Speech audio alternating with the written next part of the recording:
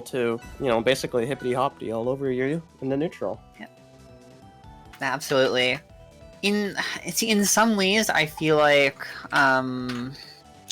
compared to Rivals 1, I actually think that range is a slightly stronger asset against Toronto in this game.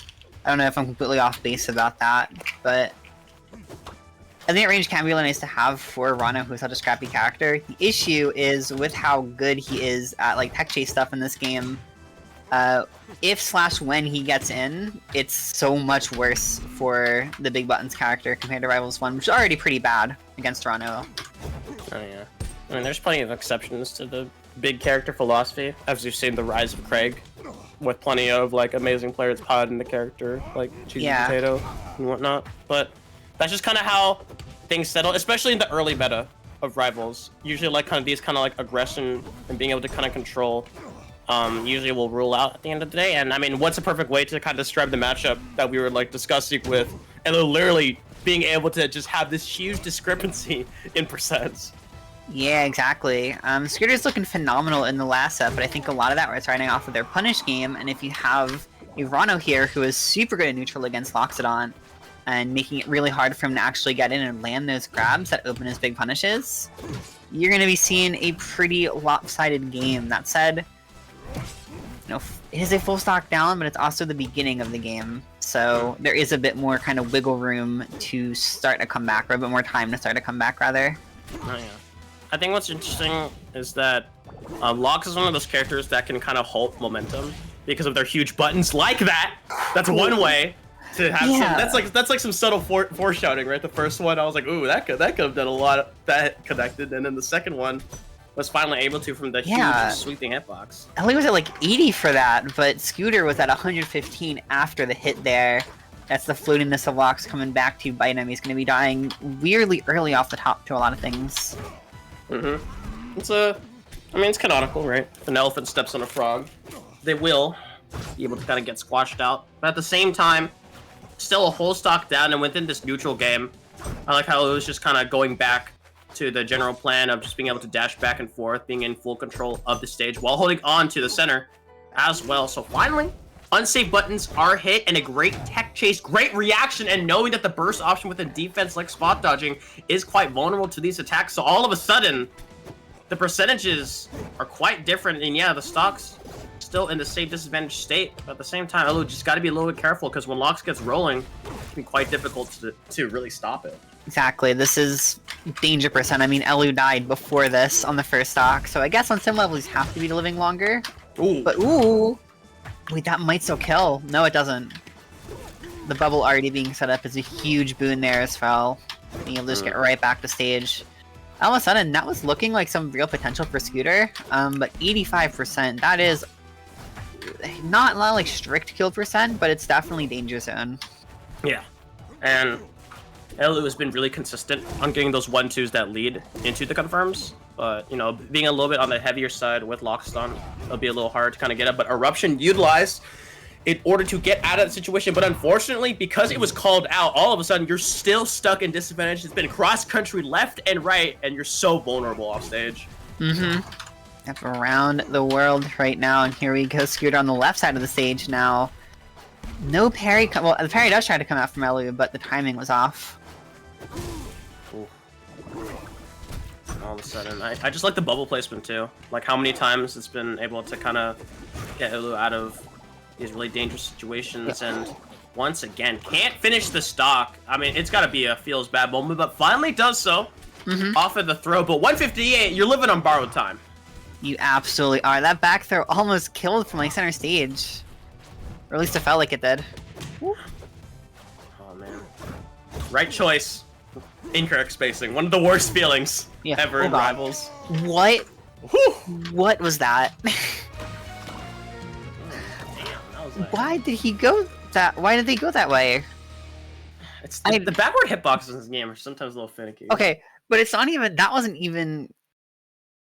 I'm trying to wrap my head around that, because it was like a backwards hitbox, but it was also like they went at like almost. They went so far down. I just don't understand. Cyberhex is flabbergasted. Actually, I've never seen that move do that before. That's so funny. You're like, the math isn't mathing. What's going on here? The math is not mathing, but there's no time to worry about that. You do have another game to potentially keep this set going if you're Scooter. And the run back, it was last stock. I can definitely kind of understand it if you just don't know what else will work. But I probably wouldn't have ran it back personally. Well, what do you think would be the better stage? That's the problem. I'm really not sure. I almost wonder if going... we didn't see what the bans were, but my first thought is like Fire Capital. Go to a big stage, abuse the fact that you are getting kills like at slightly earlier percents than Elu. It's just that you're getting hit harder in by like low percent combos. I mean, that was what I thought, but yeah. I think it's funny because I was about to say Fire Capital, but if I was the Ranno, I would also be the one striking Fire Capital. Yeah, exactly. Like, there's a very good chance that was banned, so I don't know. Yeah. It's a fantastic stage.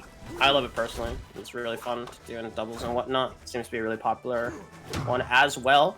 But continuing on, much better trend than last year. Remember, it was like 120 to like the 20%, and able to end the first stock like that. So 96 is not too bad. And a quick little bear to try to seal it out, but the bubble insurance coming into play. Yeah, and like we've seen, again, Scooter does have a really solid punish game. So with the right opening, there's still so many ways Elu can die right now. Here we have him off stage. Oh, a little...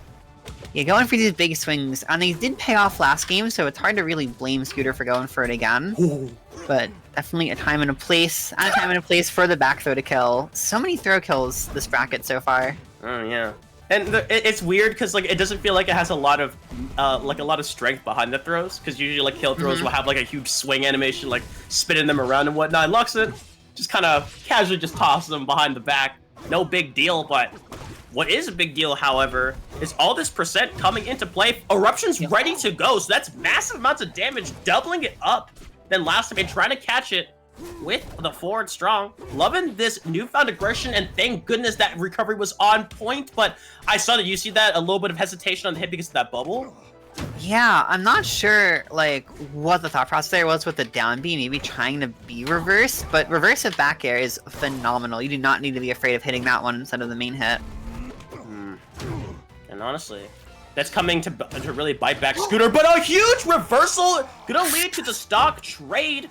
Maybe could have made it back, but still you're able to kind of reset it back into this one-on-one situation. Yeah, I mean, see what can be done. Scooter absolutely could have made that back with like a side B wall jump, but for the time being, this is still like solid.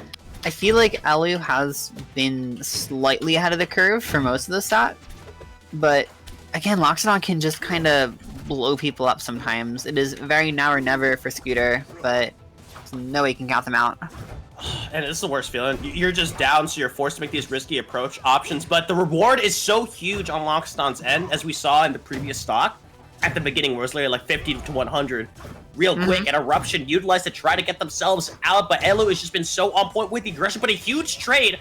You take some damage, but you're able to tack someone in return, but missing the confirm, it's a huge situation, Cyberhex.